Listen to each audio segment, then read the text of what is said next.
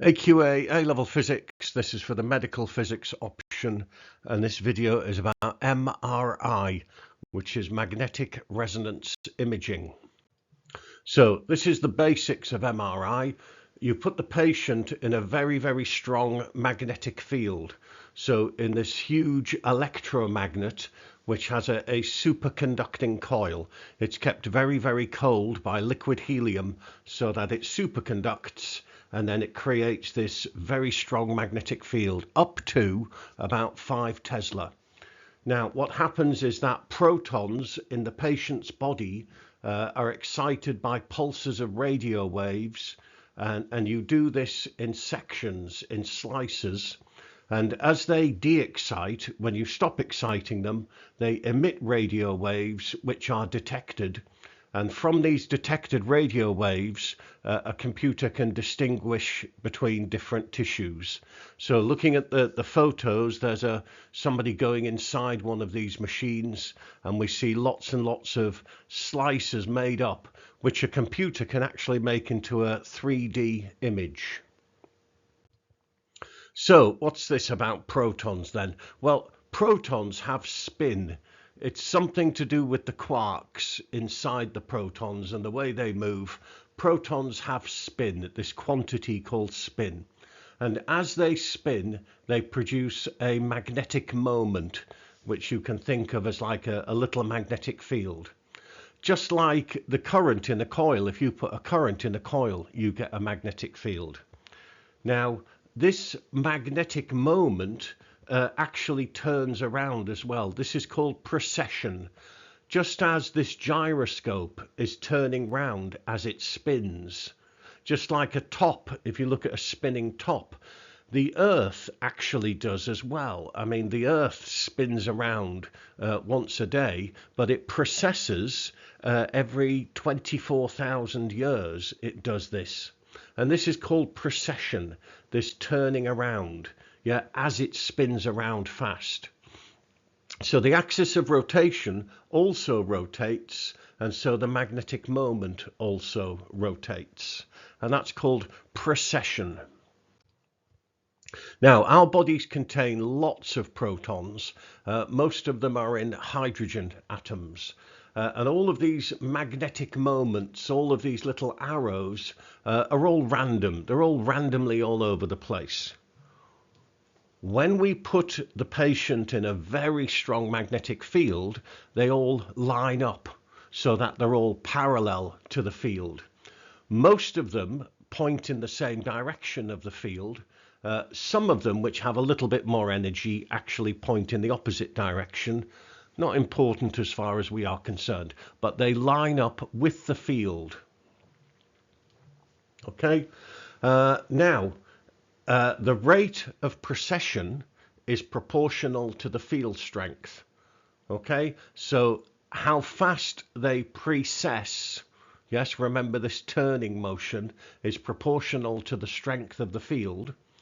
Now, at this time as well, I will mention that they are not precessing in phase, so that all of these little motions they're not going round together, they're not in phase. So there is no net magnetic moment in the y direction. It's all, if you like, if x is parallel to the field, then all of the magnetic moments, there's a net magnetic moment which is in the x direction. Remember, a little bit was kind of in the minus x direction, and that would cancel it a bit, make it a little bit smaller. But the point is, it's all parallel to the x direction, and there isn't any moment in the y direction. However, what we do now is we apply a radio pulse, which is actually the loud noise that you hear if you have an MRI scan, to do with the way that the coils deform due to these magnets. So the protons are now excited by a radio pulse, which has the same frequency as the rate of precession. It's a very high frequency. I believe it's about 450 megahertz. Okay, it has the same frequency as the rate of precession, and this causes all of these moments to flip 90 degrees. So it's an example of resonance because it occurs at a particular frequency. It excites the nuclei so that they flip 90 degrees. And now looking at the graph, my net magnetic moment is all in the Y direction, not in the X direction. Now, the radio pulse finishes and the protons lose this extra energy. And how do they get rid of the extra energy? Well, they emit radio frequencies. When the radio pulse finishes, the protons lose the extra energy by emitting radio waves, which can be detected. So there are other coils which detect the radio waves. Now, over a period of time, they return to having their net magnetic moment parallel to the field. Okay, now if you look at this graph, it doesn't happen straight away.